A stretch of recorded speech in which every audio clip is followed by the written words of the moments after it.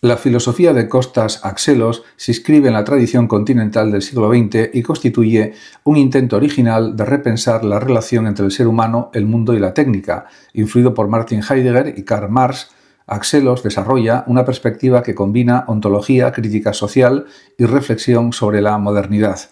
Uno de los conceptos fundamentales de su pensamiento es el del juego del mundo, le jeu du monde. Con esta expresión, Axelos pretende describir la realidad no como un sistema cerrado, ordenado y completamente inteligible, sino como un proceso abierto, dinámico e inacabado. El mundo no responde a un fundamento último plenamente accesible a la razón humana. Más bien, se despliega como una totalidad en movimiento en la que todo está en relación, pero sin llegar nunca a fijarse definitivamente.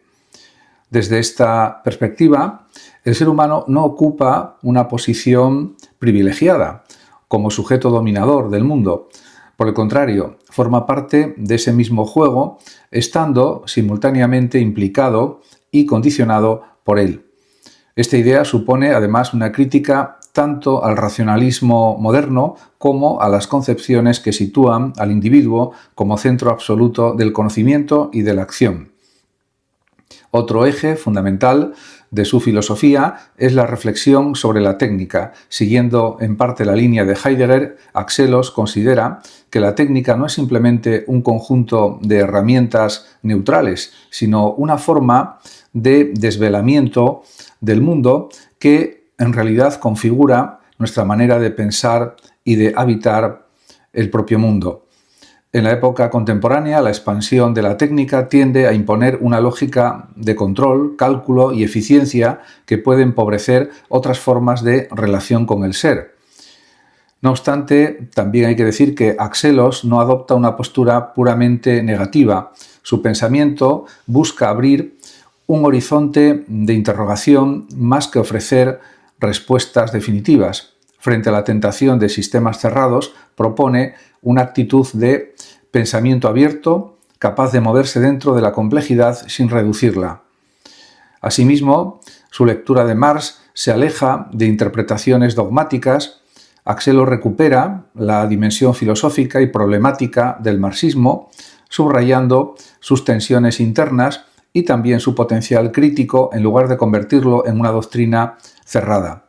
En síntesis, la filosofía de Costas Axelos se caracteriza por su voluntad de pensar el mundo como un todo en devenir, por su crítica a las pretensiones de dominio absoluto y por su defensa de un pensamiento que permanezca abierto. La filosofía de Christos Yannaras se sitúa en la intersección entre pensamiento filosófico, teología y crítica cultural. Su obra representa un esfuerzo por repensar la identidad del ser humano actual, especialmente en el contexto de la modernidad occidental, a la luz de la tradición griega y ortodoxa. Uno de los puntos fundamentales de su pensamiento es la distinción entre individuo y persona. Para Yannaras, el individuo, tal como lo entiende la modernidad, es una entidad autónoma, cerrada en sí misma, definida por sus derechos y su autosuficiencia. En cambio, la persona es un ser relacional, existe en y a través de sus vínculos con los demás. Esta idea, inspirada en la teología cristiana oriental, subraya que la verdadera libertad no consiste en la independencia absoluta desde su planteamiento, sino en la capacidad de amar y de entrar en relación.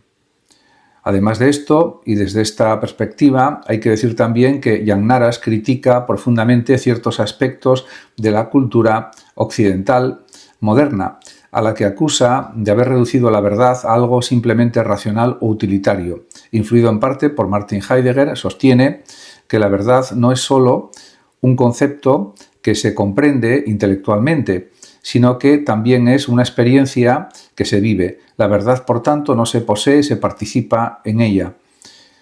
Otro aspecto fundamental de su pensamiento es su reflexión sobre la identidad cultural griega. Yannaras considera que Grecia ha sufrido una forma de alienación al intentar imitar modelos occidentales, perdiendo así elementos esenciales de su propia tradición. En este sentido, propone una recuperación crítica de la herencia helénica y ortodoxa no como un regreso nostálgico al pasado, sino como una forma de ofrecer alternativas a las crisis del presente. Asimismo, su filosofía pone énfasis en el lenguaje, la estética y la vida comunitaria como dimensiones fundamentales de la existencia humana. La experiencia de lo bello, la participación en la comunidad y también el uso significativo del lenguaje son para Yannaras caminos hacia una vida más plena y también más auténtica. En conjunto, su pensamiento puede entenderse como una crítica al individualismo moderno y también una propuesta de reconstrucción de la vida humana sobre bases relacionales. La libertad, en este marco, deja de ser una simple capacidad de elección para convertirse en una forma de existencia, pero de existencia compartida. En síntesis, la filosofía de Christos Yannaras invita a reconsiderar. La reflexión filosófica de Stelios Ramphos se caracteriza por un enfoque singular que combina filosofía, psicología y análisis cultural.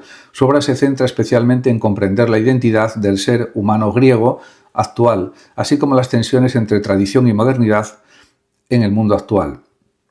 Uno de los núcleos de su pensamiento es el estudio de la interioridad. Ramphos sostiene que la cultura griega, influida profundamente por la tradición ortodoxa, ha desarrollado una relación particular con el mundo interior.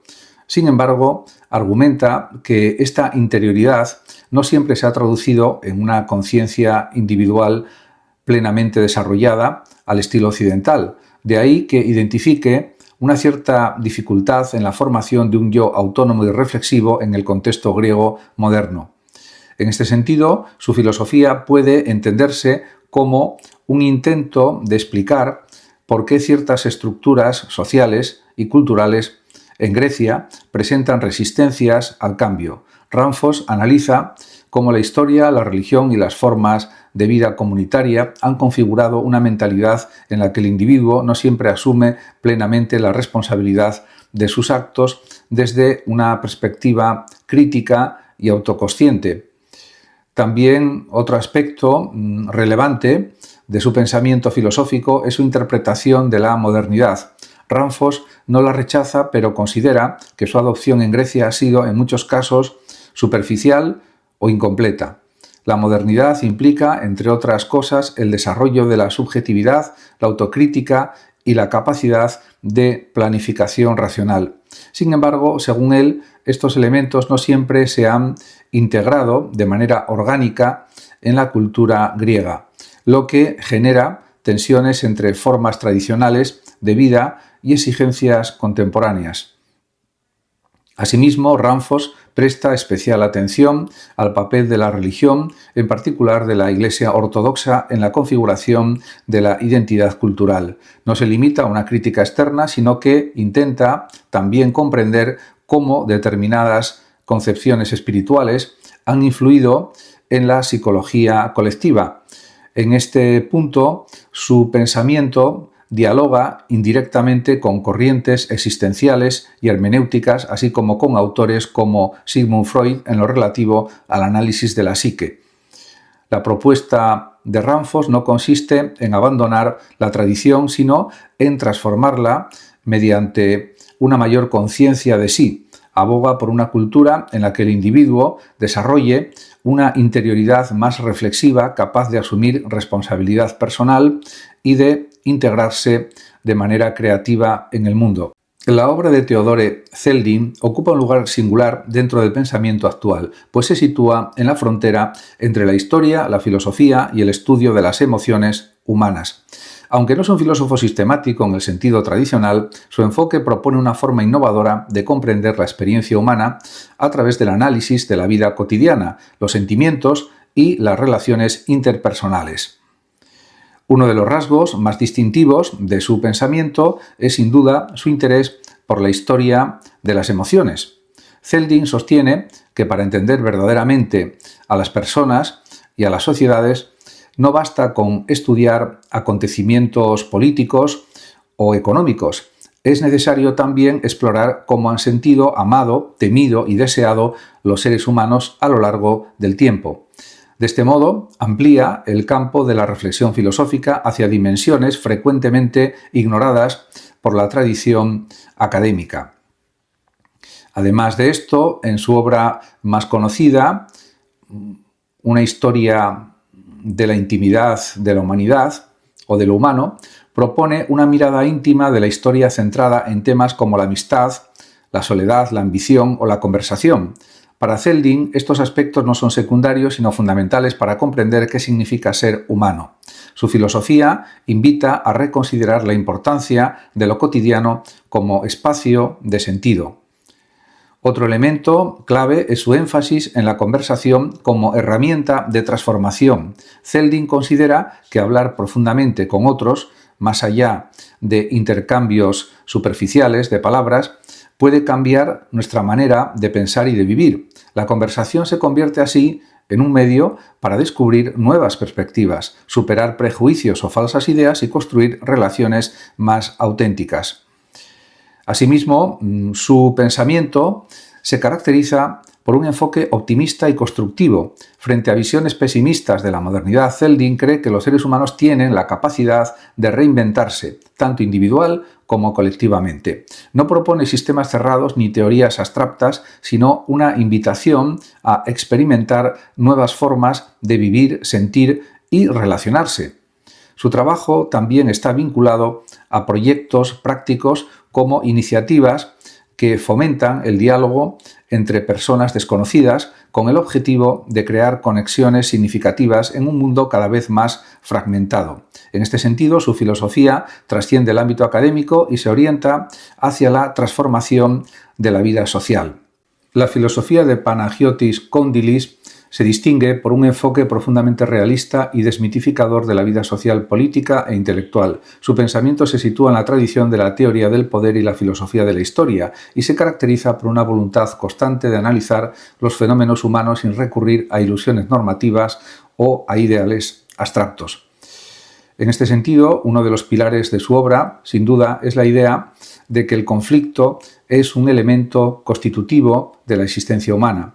Kondilis sostiene que las relaciones entre individuos, grupos y estados están en realidad determinadas en gran medida por luchas de poder.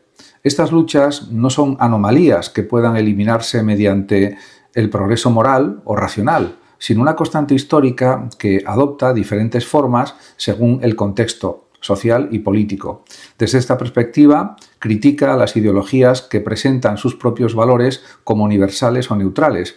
Para Kondilis, toda visión del mundo está vinculada a intereses concretos y a posiciones dentro de un campo de fuerzas. Incluso conceptos aparentemente elevados, como por ejemplo la justicia, la libertad o la igualdad, pueden funcionar como instrumentos dentro de estrategias de poder. Otro aspecto también a destacar de su pensamiento es su análisis de las transformaciones históricas. Kondilis estudia cómo las formas de organización social y los sistemas de valores cambian en función de dinámicas de poder y equilibrio entre fuerzas. En este sentido, rechaza interpretaciones lineales de la historia basadas en la idea de progreso moral o de progreso inevitable. En lugar de ello, propone una visión más compleja y abierta en la que los cambios históricos responden a reconfiguraciones de conflictos y alianzas. Asimismo, su obra se caracteriza por un estilo analítico, riguroso y una notable erudición. Influido por tradiciones como la de Max Weber o Carl Smith, Kondilis desarrolla una metodología que busca describir los fenómenos sociales tal como son, sin introducir juicios morales explícitos.